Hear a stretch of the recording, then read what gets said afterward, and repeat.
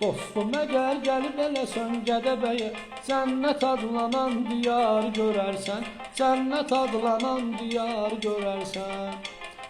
Sabah deyən meyxanalar canlıdır, Gədəbəy əhli ədəbli ərkanlıdır.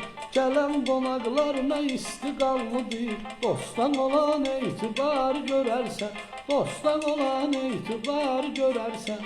Dostum əgər gəlib eləsən Gədəbəyə, cənnət adlanan diyar görərsən, cənnət adlanan diyar görərsən.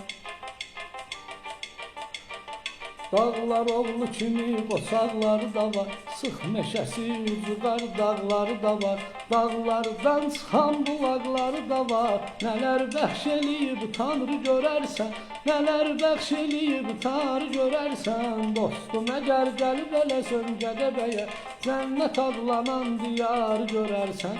Dostum əgər gəlib eləsən Gədəbəyə, cənnət adlanan diyar görərsən, cənnət adlanan diyar görərsən.